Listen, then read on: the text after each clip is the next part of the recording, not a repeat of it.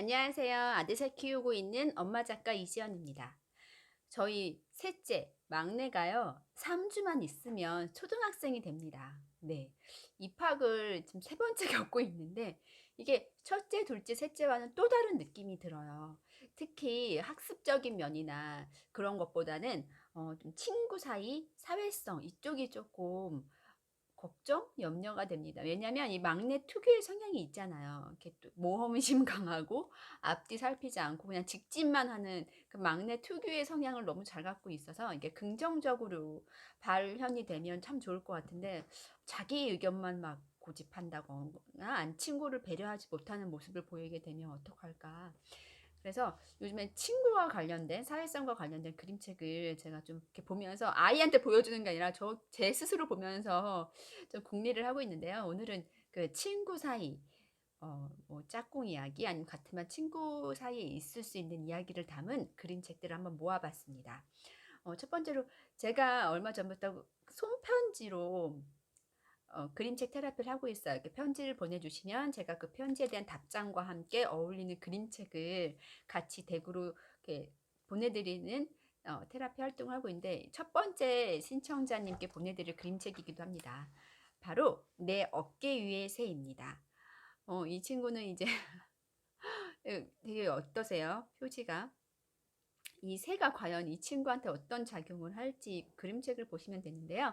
저는 그림책 내용을 공유하지 않고 그림책 속의 한 장면만 소개해 드리도록 하겠습니다. 제가 이 그림책에서 인상 깊었던 장면은 이 어깨 위에 있는 새가 엄청 크죠. 처음엔 이렇게 크지 않았거든요. 그런데 이 엄청 큰 새를 어깨 위에 올려놓고 있는 아이한테 한 친구가 리본을 주는 장면입니다. 이 리본의 역할도 되게 중요한데요. 이걸로 인해서 이 새와 조금 이렇게 멀어지는 계기가 되거든요. 알고 보면 이 새는 이 친구가 만든 새일 수도 있고 아니면 어떤 상징적인 의미를 가진 새일 수도 있는데요. 전 이 그림책을 보면서 친구가 이렇게 리본을 보는 장면이 인상 깊었습니다. 처음 사회생활을 하고 낯선 친구, 낯선 곳에서 이렇게 뭔가 인간관계를 해야 될 때 이 그림책을 보시면 도움이 될 거라고 생각합니다. 두 번째 그림책은 친구가 미운 날이에요. 우리도 학교 다닐 때 생각하면 친구가 미운 날이 있죠. 예. 특히 짝꿍과 사이 아니면 가장 베프, 단짝 친구가 미운 날이 있는데 이 그림책에서는 크레파스를 빌려달라는 친구, 짝꿍의 부탁에 크레파스를 빌려주는데 거기에서 이제 마음의 상처를 받습니다. 자기가 아끼는 하얀색 크레파스를 친구가 너무 열심히 쓰는 거예요. 그 이 친구가 조금만 쓰라고 했는데 너무 걱정이 되는 거죠. 이 장면이 표정 대비. 이 짝꿍은 친구는 모르죠. 빌려줬으니까 열심히 쓴데 이 친구는 내 거 아까운데 이런 마음 가질 수 있잖아요. 한 번쯤 이런 경험을 하게 될 거예요. 그 에피소드를 담은 그림책인데 되게 해피 엔딩으로 끝납니다. 그림책 이야기는 친구와 사이에 이렇게 다툼이나 어떤 학용품을 이렇게 빌려 쓰고 빌려 쓰는 그 과정에 누구나 겪을 수 있는 저희도 겪었고요. 그 에피소드를 담고 있습니다. 읽어보시면 좋을 것 같습니다. 이 짝꿍 이야기를 빼놓을 수 없죠. 초등학교에서는 아직도 이렇게 두 명씩 이렇게 앉는 게 하나의 문화로 자리 잡았잖아요. 짝꿍 사이에 왜 아시죠? 저는 국민학교 시절이었지만 이렇게 짝꿍이 자기 선 그어놓고 넘어오면 뭐 지우개 내 거, 연필 내 거 막 이렇게 그 상황을 담고 있습니다. 이 그림책 속에서 제가 한 컷을 꼽은 건요. 두 컷입니다. 한 컷. 짠. 그 분쟁이 있은 다음에 계속 앞을 보다가 한 명이 쳐다보는데 또 얘가 쳐다볼 때 안 보고 이렇게 뭔가 땀이 삐질 날르죠. 뭔가 사과할 타이밍, 뭔가 화해할 타이밍을 잡지 못하는 이 장면을 담은 게 전 너무 인상적이었어요. 네, 짝꿍과의 마찰이 있을 때 보면 참 좋은 그림책입니다. 다음은 나와 우리예요. 초등학교 때 전학 갈 일 있으시죠? 네, 전학을 안 가는 경우도 있지만 아니면 반이 바뀌거나 새 학기가 돼서 아니면 전학을 가거나 할 때 그 동네에서 겪는 이야기입니다. 이 그림책은 특이하게도 이렇게 볼 수도 있고요. 반대로 이렇게 볼 수도 있어요. 그러니까 거꾸로 왼쪽에서 오른쪽 페이지를 넘길 수도 있고 뒤집어서도 또 다른 이야기를 만날 수 있는 두 가지 이야기를 담은 그림책인데 저는 이쪽으로 한번 볼게요. 한 친구가 새로운 동네에 갑니다. 그래서 고무줄을 하고 싶은데 벌써 동네 친구들은 끼리 끼리가 친해져가지고 낄 수가 없는 거예요. 게다가 이 친구는 머리카락이 되게 짧아요. 짧은 이유도 되게 재밌어요. 네, 머리카락에 뭐가 묻어가지고 이렇게 자를 수밖에 없는 상황인데, 그러니까 겉모습 완전 되게 자기 스스로도 낯선 상태에서 낯선 동네에 갔을 때 이 친구들과 어울리는 과정을 담은 그림책입니다. 나와 우리. 새로운 낯선 동네 갔을 때 친구와 사이가 궁금하시다면 이걸 한번 보시면서 참고하세요. 다음은 제목부터 나랑 친구할래? 이런 말 언제 써보셨어요? 저랑 친구 하실래요? 이런 거.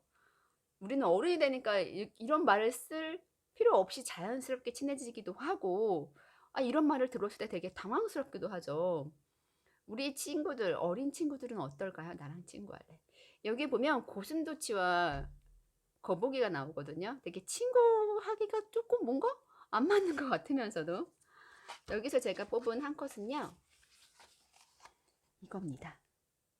그럼 우리 친구할 수 있는 거야? 고슴도치가 물었습니다. 그야 물론이지. 내 등에 올라오렴. 우리 함께 소풍을 떠나자. 여기에서 마지막에 뭐라고 나오냐면요. 고슴도치의 눈앞에는 지금까지 한 번도 본 적 없는 정말 아름다운 세상이 펼쳐졌어 라고 나옵니다. 고슴도치가 스스로 다닐 때는 볼 수 없었던 세상이 거북이 등 좀 높은 곳에 올라가서 펼쳐졌다는 거죠. 저는 이걸 딱 보면서 이게 아이들의 친구 관계에서 세상을 넓혀 나갈 수 있는 그 또래 집단에서만 넓혀 나갈 수 있는 그 어떤 세계가 있을 건데, 그래서 우리 아이들의 친구 만들기가 중요하구나. 부모와의 관계, 형제 자매와의 관계도 중요하지만 이 또래 친구와의 세계 넓힘도 중요하다고 저는 여기 이 그림책을 통해서 깨달았습니다. 친구를 사귀었어요. 근데 싸우게 되기도 하죠. 네, 내일 또 싸우죠. 이건 친구 관계, 남매, 형제, 자매에서도 싸우잖아요. 싸움은 하나의 발달 과정 중에 빼놓을 수 없는 경험일 텐데 그걸 어떻게 지혜롭게 넘어가느냐가 중요하겠죠. 항상 싸우는 두 아이가 있어요. 근데 이 아주 지혜로운 할아버지가 싸우지 마라 라고 안 하고 싸워라 하고 다양한 싸움 기술, 싸움 놀이들을 알려줍니다. 여기서 제가 꼽은 장면은 꽃싸움이에요. 여기 꽃싸움, 연싸움, 말싸움 되게 다양하게 나오는데 저거 웃으면서 아쉬워하는 표정을 지으면서 꽃싸움을 하죠. 내가 이겼다. 근데 분해하는 게 아니라 우리 다음 싸움 하자 하고 재촉하는 거예요. 근데 할아버지가 씩 웃으면서 등 뒤에 뭘 갖고 가시냐면 연을 들고 가죠. 자, 다음은 연 싸움이다. 싸움을 계속 이렇게 하고 저는 이 그림책 보고 지혜로운 할아버지 필요하군이라고 생각했습니다. 우리 아이들도 싸우는 건 좋다. 근데 이걸 어떻게 마무리할 것이냐. 초등학교 특히 중요하죠. 좀 대리만족을 할 수 있고 엄마한테도 조금 재미있게 다가올 수 있는 그림책입니다. 싸우면서 아이들이 욕을 하죠. 네. 요즘에는 길거리 지나가다 보면 초등학생들도 막 욕을 너무 자연스럽게 능숙하게 하다 보니까 지나가는 제가 당황하는 수가 있어요. 뭘 제재하기도 뭐하고 너무 자연스럽게 그냥 일상 용어처럼 얘기하니까. 저희 6학년 된 큰애한테 이제 6학년이 올라가는 큰애한테 물어보니까 그 게임 용어 같은 것도 되게 비속어 속어가 많은데 이거를 야 그거 나쁜 말이야 할 수가 없는 현실이래요. 저희도 기억납니다. 저희 국민학교 때 유행하던 그 비속어 욕 같은 욕이죠. 있거든요. 근데 그걸 해야 돼요. 안 하면 좀 그 무리에서 뭔가 소외받는 느낌이 들잖아요. 그런데 친구가 욕을 해요. 한 친구가. 다른 친구들이 좀 그거 화가 났어요. 왜 쟤는 욕을 할까? 그래서 제가 이 그림책은요. 좀 만화 형식으로 이렇게 되어 있거든요. 제가 뽑은 장면은 이겁니다. 똥가루, 배추꼬다리, 주먹코, 벌레방귀, 사과똥꼬. 이걸 언제 하느냐? 그러니까 욕을 하고 싶을 때 언제 하느냐? 이렇게 기차가 지나갈 때 아주 시끄러울 때 하는 거야. 아이들이 아주 환하게 웃으면서 말을 하고 있죠. 이게 조금 뭔가 감정 표출에 되게 좋은 방법 같기도 해요. 자, 친구가 욕을 해왔습니다. 자, 마지막은요. 짠! 바보와 머저리입니다. 저 이 그림책 되게 좋아하는데요. 얘가 바보고 머저리야, 둘이. 네, 그렇게 불러요. 네, 바보 머저리라고 칭하는데 그 서먹서먹한 그 순간 아세요? 첫 친구를 만났을 때 새 학기가 돼서 낯선 학급에 가서 이제 우리 이제 한 반이다 했을 때 그 아는 친구는 알지만 처음 본 친구와의 그 서먹한 관계를 담아낸 그림책인데요. 이 두 친구가 한 자꾸 그 나무 아래에서 자꾸 부딪히게 돼요. 그러니까 만나게 돼요. 서로 보는데 인사도 안 하고 막 그래서 되게 서먹하고 어색하게 있는 순간에서 친해지는 계기가, 이렇게 말을 건네는 계기가 있습니다. 그 후에 이제 이 장면은 왜냐면 이렇게 표정도 안 나오고 이렇게 그림자 형식으로 나왔는데, 바보는 사과나무 아래에서 떨어지는 나뭇잎을 물끄러미 바라봅니다. 나도 시소 타는 거 좋아하는데.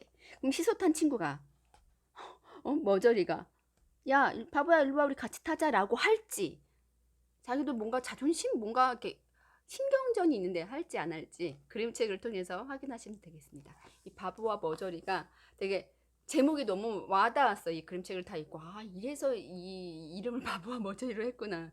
정감이 있으면서 보시면 압니다. 바보와 머저리입니다. 고양이와 개예요. 네.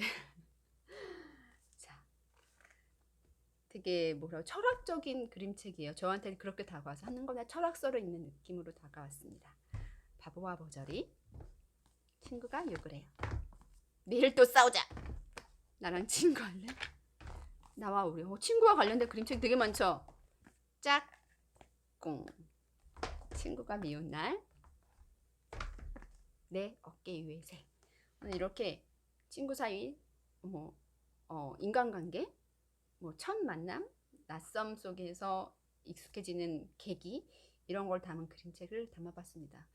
되게 빨리 말한다고 했어요. 왜냐면 그림책이 너무 많아가지고 되게 말이 빨라져. 원래 빠릅니다. 우리 막내도 처음 시작하는 마지막이자 처음 시작하는 제 셋째 입학 과정 학부모로서도 새로운 저도 인간관계를 만들게 될 거잖아요. 저희 막내도 저도 잘 지혜롭게 이 과정을 잘 넘겨서 아주 긍정적인 1년을 따사로운 1년을 보냈으면 좋겠습니다. 올해 아이의 입학을 앞둔 분들, 오늘 제가 소개시켜드린 그림책이 조금이나마 한 분께라도 도움이 되었으면 저는 만족합니다. 이상 아셀맘TV 아들 새 키우기 있는 엄마 작가 이지연이었습니다. 감사합니다.